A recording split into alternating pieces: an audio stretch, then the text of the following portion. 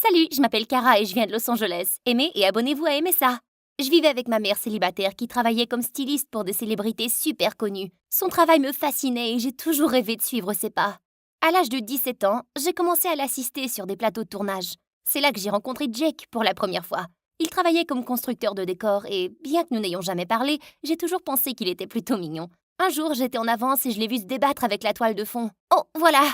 Oh, merci. J'étais sûre que j'allais tomber aujourd'hui. Moi, c'est Jake en passant. Je suis Cara. Nous avons discuté et il s'est avéré qu'il était vraiment gentil. Nous avons commencé à nous voir souvent sur le plateau et à sortir ensemble. Bientôt, c'était l'heure de l'université et par chance, Jake et moi avons été acceptés dans une université de la même ville et avons décidé d'y emménager. Maman n'a pas très bien pris la nouvelle, mais j'étais très têtue, alors elle a cédé. Tout allait bien pendant un certain temps, mais très vite notre relation a commencé à s'effriter. Ça commençait par de petites choses comme le fait que Jake ne payait pas le loyer ou qu'il sortait très tard. Mais après, il voulait que je demande à ma mère pour un prêt. Je suis sûre qu'elle n'hésitera pas à investir pour assurer l'avenir de sa fille. Ne veux-tu pas progresser dans la vie? Bien sûr que oui, rien ne me rendrait plus heureuse. Je n'étais toujours pas sûre que maman soit d'accord, mais je devais tenter ma chance pour Jake. Une semaine plus tard, je l'ai appelée et elle m'a dit qu'elle était à l'hôpital. Elle allait beaucoup mieux, mais je devais la voir. Je me suis donc précipitée à la maison pour découvrir que Jake et ma voiture avaient disparu. J'ai essayé de l'appeler, mais il ne répondait pas. Juste au moment où je perdais espoir, il est entré à la maison avec l'air d'une épave et ma voiture manquante. Qu'est-ce qui s'est passé? Où est ma voiture? La voiture est finie. J'ai eu un très mauvais accident. Partie? Partie où? Ma mère ne va pas bien et je devais la voir. Qu'est-ce que je suis censée faire maintenant, hein? Je viens de te dire que j'ai eu un accident, mais tout ce qui t'intéresse, c'est ta stupide voiture et ta mère. T'es incroyable, vraiment, Cara. Mais je n'ai pas... Mais Jake m'a claqué la porte au nez et est parti. Je me sentais si mal que j'ai décidé de me rattraper en vendant la montre Rolex Vintage de ma mère pour obtenir de l'argent. Cela m'a brisé le cœur de m'en séparer, mais je devais le faire pour Jake. Maman est sortie de l'hôpital peu de temps après, mais elle m'en voulait toujours de ne pas m'être présentée. Je pensais qu'après avoir reçu l'argent, Jake serait heureux, mais au lieu de ça, il est devenu de plus en plus distant. Il était toujours au téléphone ou en voyage, et si je lui demandais où il était, il haussait les épaules et disait que c'était pour le travail. Mais un jour, alors qu'il était absent, j'ai vérifié ses relevés bancaires et j'ai vu un transfert de 500 000 $ sur son compte. Je n'y croyais pas. Qu'est-ce que tu fais? Qu'est-ce que c'est que ça, Jake? Où as-tu trouvé cet argent? Je voulais te le dire plus tôt, mais j'ai acheté des billets. J'ai gagné la loterie. C'est pas incroyable? La loterie? Quand? Comment? Tu m'as donné de l'argent, j'ai acheté des billets, j'ai gagné, blablabla. Pour faire court, je suis riche maintenant. Mon cœur s'est effondré sur mes fesses. Je me suis séparée de ma montre pour acheter un foutu billet de loterie? Comment peux-tu être aussi insensible? Tu aurais dû me le demander! Oh, et pourquoi donc? C'est moi qui t'ai demandé de vendre tes vieilleries? Je ne crois pas. Alors, arrête de dramatiser. J'ai gagné, c'est tout. Passe à autre chose. Quoi? J'y arrive pas à croire à quel point t'es bête! Tu ne te soucies que de l'argent! Je m'en fiche. Et écoute, je suis fatigué de sortir avec ton cul fauché de toute façon. Je pensais que ta mère m'aiderait à payer mes factures et que je pourrais enfin vivre une bonne vie, mais nous savons tous comment ça s'est passé, alors je m'en vais. Voici un peu d'argent pour toi et ne m'appelle pas. Jake a emballé ses affaires et a déménagé, me laissant en état de choc total. Je n'arrivais pas à croire que je pouvais tomber amoureuse de quelqu'un comme lui. Je voulais appeler ma mère et tout lui raconter, mais ça ne ferait que la stresser davantage, alors j'ai décidé de ne pas le faire. Les semaines suivantes ont été très floues. J'essayais encore de comprendre la façon dont Jake m'avait traitée, et je me sentais complètement idiote. Un jour, alors que je revenais de l'école, j'étais tellement perdue que je n'ai pas réalisé que j'avais mis le pied dans un embouteillage. Avant que je ne puisse m'en rendre compte, j'ai senti un bras me ramener sur le trottoir. J'ai eu peur. Hé, regarde où tu vas. T'essaies de te faire tuer ou quoi? J'ai levé les yeux, et c'est là que j'ai aperçu le plus beau des garçons devant moi, là, comme un ange. Oh mon Dieu, je suis désolée. Merci. T'as dû être drôlement distraite, dis, ça va? Ouais, quelque chose comme ça. Laisse-moi te rembourser. Peut-être une autre fois, j'ai le sentiment que je te reverrai. Je suis heureux que tu ailles bien.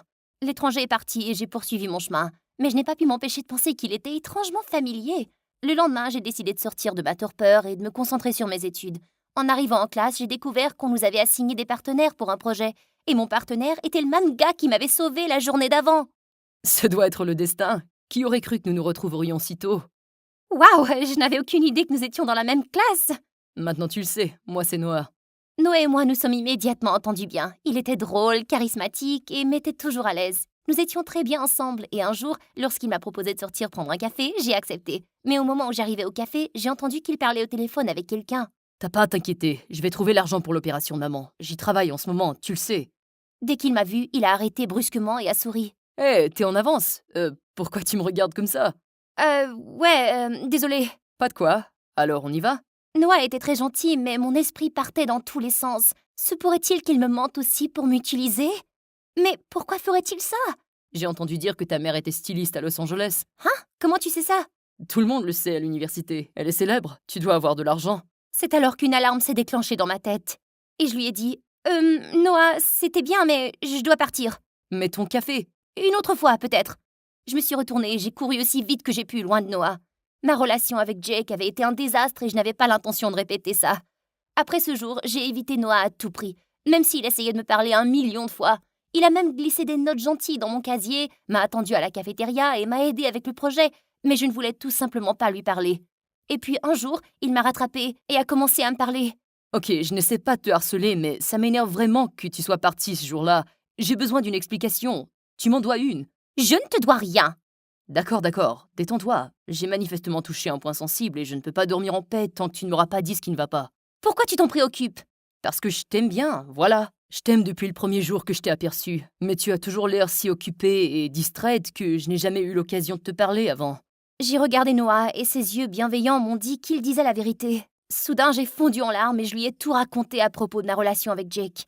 C'est horrible, je comprends ton point de vue, mais tu ne peux pas juger tout le monde sur le même plan. Oui, j'ai besoin d'argent, mais je ne me servirai jamais de personne, surtout pas de toi. Je comprends, mais c'est difficile d'aller de l'avant. Je ne sais pas si je pourrais retomber amoureuse un jour. Noah avait l'air déçu, mais je n'étais pas dans une situation où je pouvais à nouveau faire confiance à qui que ce soit. Nous avons décidé de rester amis, mais plus le temps passait, plus je tombais amoureuse de lui. Peut-être qu'il était différent. Un jour, Noah m'a parlé d'une grande fête dans un manoir à l'extérieur de la ville. Toute la classe y était invitée, et nous étions tous très excités. Je me suis même acheté une jolie tenue, mais quand Noah est venu me chercher, j'étais complètement époustouflée. T'es plutôt charmant? J'ai toujours l'air d'un rat minable comparé à toi. La fête était géniale et Noah et moi nous amusions beaucoup. Puis il est parti nous chercher à boire et quelques secondes plus tard, quelqu'un m'a tapé sur l'épaule. Je me suis figée quand j'ai vu que c'était Jake. Plaisir de te voir ici. Qu'est-ce que tu fais ici? Quoi, ce manoir t'appartient? Je ne crois pas. J'ai pas le temps pour ça. Laisse-moi tranquille. C'est alors que Noah s'est approché de moi avec nos boissons. Désolé, la ligne était folle. Tout va bien? Je dois y aller. Je te reverrai en classe demain, d'accord? Ne lui brise pas le cœur comme ça, Kara. Crois-moi, mec, elle fait ça souvent, petite briseuse de cœur. Quelque chose s'est brisé en moi et j'ai giflé Jake en plein visage. Ne me touche pas! Tu es une personne horrible, Jake! Reste loin de moi! Je suis sérieuse! Pendant plusieurs jours, je n'ai pas trouvé la force d'aller à l'université. Noah m'a appelé, mais je lui ai dit que je n'allais pas bien et je lui ai demandé de me laisser un peu d'espace. Heureusement, il m'a respectée. Une semaine plus tard, j'ai enfin réussi à me bouger les fesses et à me préparer pour l'école quand quelqu'un a sonné à la porte. J'étais choquée de trouver maman debout à l'extérieur. Maman! J'ai reçu un appel de ton école qui m'a dit que tu n'allais pas à tes cours. Tout va bien? J'ai serré maman si fort et j'ai commencé à sangloter comme une folle. Quand elle m'a fait asseoir, je lui ai tout raconté sur Jake et sur Noah. Jake m'a brisé le cœur et maintenant je ne pense pas pouvoir faire confiance à qui que ce soit. Je suis tellement désolée, maman. Oh chérie, ne sois pas désolée. Jake ne t'a jamais mérité. Mais ça ne veut pas dire que tu dois cesser de croire en l'amour. Écoute ton cœur et suis ton cœur. Maman a passé la nuit chez moi et m'a sortie de ma torpeur. Je me sentais mieux et j'ai décidé d'aller à l'université. Mais au moment où je suis entrée, quelqu'un m'a bloqué le chemin. Jake, tu me harcèles? Si c'est ça qu'il faut pour que tu m'écoutes, alors oui. Je suis désolée, j'ai été un con. S'il te plaît, écoute-moi. Je m'ennuie tellement de toi et je veux revivre le bon vieux temps. Jake m'a raconté qu'il avait fini par jouer tout son argent et qu'il ne lui restait plus rien. Il avait même échoué à ses cours et était sur le point de se faire renvoyer.